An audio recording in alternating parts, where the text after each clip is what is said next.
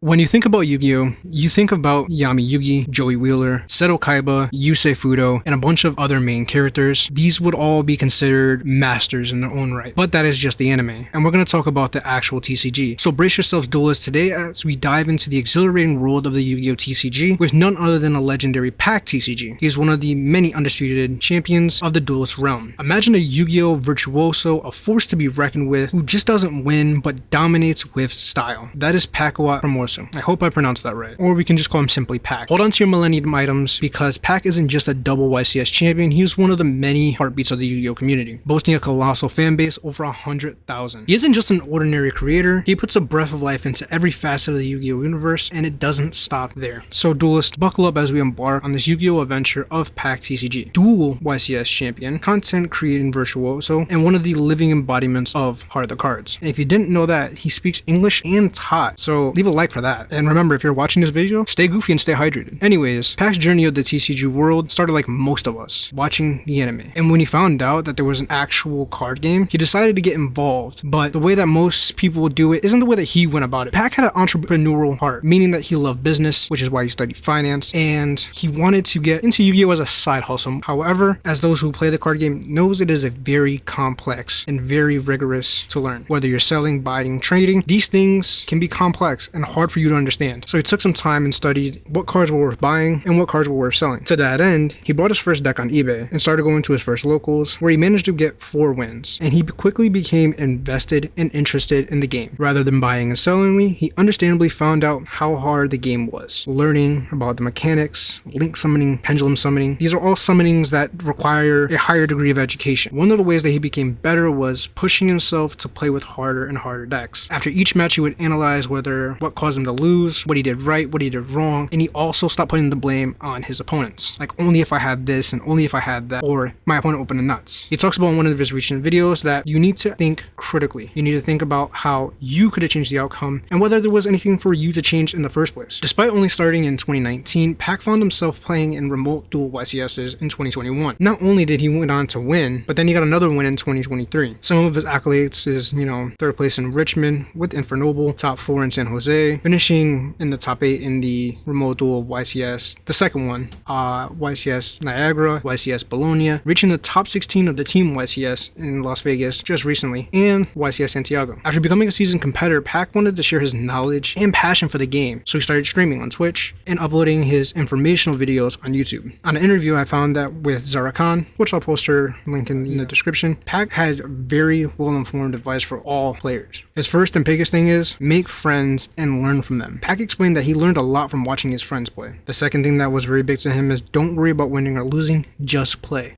Instead of playing to win, he explained that just playing to your best abilities, learning from your mistakes, and what caused you to win or lose is more favorable than just worrying about winning or losing. The other thing is play as many decks as possible. There are many decks out there, especially in Yu-Gi-Oh. PAK recommends switching through them roughly every quarter or every ban list, or as often as you want. All in all, pakofficialtcg is a legend in the Yu-Gi-Oh community and is quickly rising to be one of the masters. And if you didn't know any of this information about him, go ahead and leave a like, comment your favorite video from him. Stay goofy, stay hydrated.